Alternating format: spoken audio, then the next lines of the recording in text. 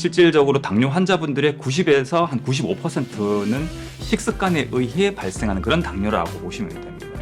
당뇨 또는 이 혈당 관리라고 하는 것은 마라톤과 같아가지고 지치지 않으셔야 됩니다. 지치지 않고 식습관과 생활습관을 실천을 하시기를 좀 부탁을 드리고 싶어요. 안녕하세요. 수흥구에서 만 7년째 한방내과 한의원을 운영하고 있는 BM 한방내과 원장 이재원이라고 합니다.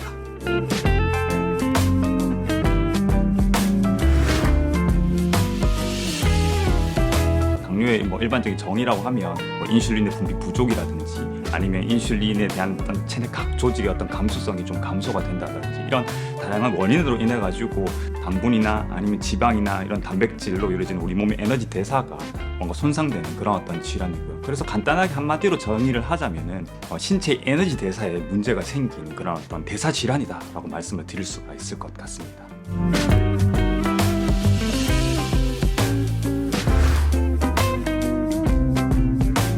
결국에는 내가 내 몸에 대해서 관찰을 하고 그 다음에 또 혈당에 대해 가지고 볼 수가 있어야 되잖아요. 근데 그거를 한 방법이 정말 간단하거든요. 손끝 혈당을 소량만 바늘로 이렇게 찌르시게 되면은 혈액이 살짝 나오는데 그 혈액을 이용을 해서 누구나 댁에서 쉽게 혈당을 측정을 해보실 수가 있게 됩니다. 하루에 최소한 한 2번 정도, 만약에 내가 좀 당뇨가 좀 의심이 되거나 아니면 당뇨가 좀 걱정이 된다 하시는 분들 같은 경우는 하루에 한 최소 2번 정도 공복 혈당 또 식후 혈당 이렇게 관찰해 가시면서 전체적인 어떤 추이를 살펴보시는 것. 만약에 댁에서 아침에 일어났는데 이렇게 식사를 하기 전에 이렇게 혈당을 재어서 공복 혈당이 126이 넘어간다 이렇게 하실 경우에는 좀 내 몸이 좀 건강이 많이 안 좋을 수가 있겠구나. 식후 혈당 같은 경우에도 이렇게 측정을 해보실 때 200이 넘어간다 같은 경우 바로 병원에 가봐야 되겠다 이렇게 생각을 해보실 필요가 있는 거죠.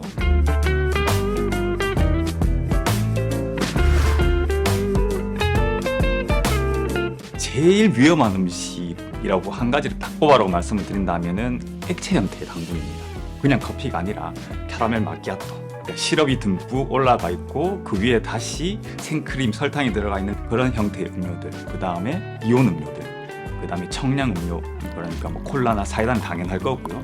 그 다음에 생과일 주스를 비롯한 과일을 갈아서 먹는 그런 액체 형태의 당분은 지금까지 인류가 존재하고 난 이후부터 그런 액체 형태의 당분에 대해 가지고 상당히 좀 낯선 종류 음식이기도 하거든요. 그래서 우리의 소화기관은 이런 액체 형태의 당분의 어떤 소화 흡수라든지 그다음 그로 인한 급격한 혈당 상승에 대해서 상당히 좀 취약하다라고 보시면 됩니다.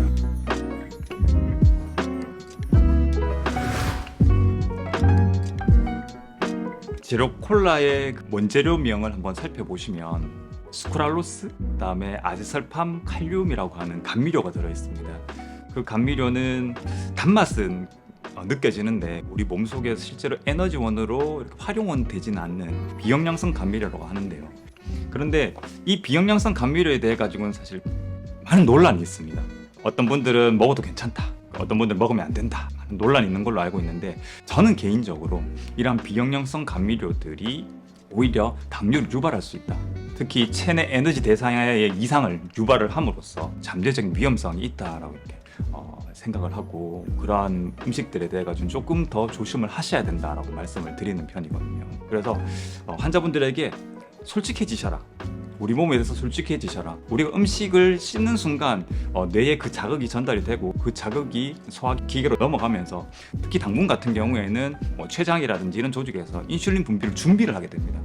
당분이 딱 들어오고 난 다음에 인슐린 분비가 되는 게 아니라 이미 준비를 하고 있다는 거죠. 그런데 정작 들어오는 음식은 전혀 우리가 에너지원으로서 활용할 수 없는 그런 물질이 들어오게 되니까 그게 뭔가 우리 몸에 어떤 생명 활동이 있어가지고는 혼돈, 약간 카오스 그런 부분들이 있는 거거든요. 진짜 내가 당분을 먹게 됐을 때는 인슐린이 더 과하게 분비가 된다든지 아니면 인슐린 분비가 제대로 안 되어서 혈당이 높게 유지가 된다든지 그런 형태로 이어지게 되는 겁니다. 그렇게 당분에 대한 대사 이상을 일으킬 수가 있기 때문에 환자분들에게 몸에 대해서 솔직해져라 라고 말씀을 드리는 거고요.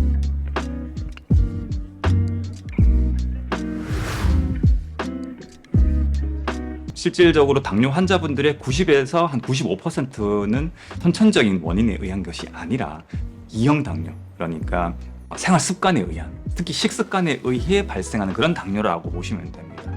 그래서 저는 개인적으로 이형 당뇨는 유전이라기보다는 부모 세대가 먹어왔던 생활 습관과 식습관을 그대로 자녀 세대, 자식 세대가 대물림을 하기 때문에 부모가 좋아하는 음식들이 당연히 하게도 자식들도 좋아할 가능성이 높아지잖아요. 그러한 영향 때문에 이형 당뇨라고 하는 증상들도 가족 경향성이 있다라고 이렇게 생각이 되거든요.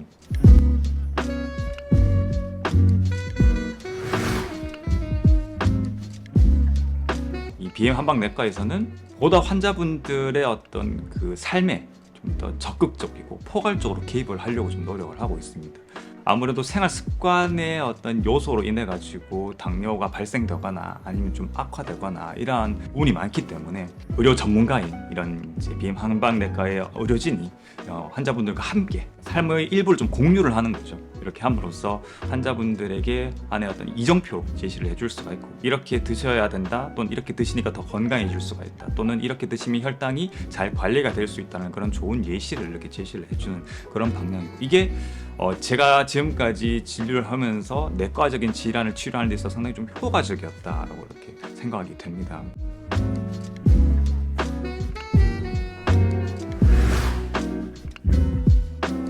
당뇨 또는 이 혈당 관리라고 하는 것은 마라톤과 같아가지고 지치지 않으셔야 됩니다. 지치지 않고 하루하루를 어제보다 한 걸음 더 건강한 선택을 한다라는 그런 생각으로 이 식습관과 생활 습관을 실천을 하시기를 조금 부탁을 드리고 싶어요. 또 한 가지 강조드리고 싶은 거는 불치의 병은 없지만 불치의 습관이 있다라고 얘기를 합니다. 이분의 병은 그렇게 깊지는 않은데, 이분의 병은 깊지 않아서 참 충분히 치료가 가능한데 이분의 습관은 내가 어떻게 바꿀 수가 없겠구나. 그러면 그분은 진짜 치료가 어려운 분이거든요. 그런데 이분은 진짜 병이 깊어요. 병이 깊은데 그분이 의료 전문가를 만나가지고 지금까지 살아온 봤던 삶의 패턴과 전혀 다른 형태의 어떤 삶의 패턴을 받아들이시고 바뀌셨어요. 그런 예들을 보면은 항상 그런 계기를 통해서 이전과는 전혀 다른 어떤 삶의 모습으로 전환이 되신 분들이, 그런 경우들이 진짜 많거든요. 그래서 불치의 병이 있는 게 아니라 불치의 습관이 있다라는 것, 그 다음에 꾸준하게 노력하고 실천하시고 지치지 않으셨으면 좋겠다라는 것을 말씀을 드리고 싶습니다. 건강한 자유를 꿈꾸며 오늘 하루도 당신만의 건강한 자유를 향한 여정을 이어가고 계신 모든 분들에게 전합니다. 비임 한방내과는 여러분들의 그 멋진 여정을 항상 응원하겠습니다. 지금까지 비임 한방내과 한의원 원장 이재원이었습니다. 영상 재밌게 보셨다면 구독, 좋아요, 알림 설정 부탁드립니다. 감사합니다.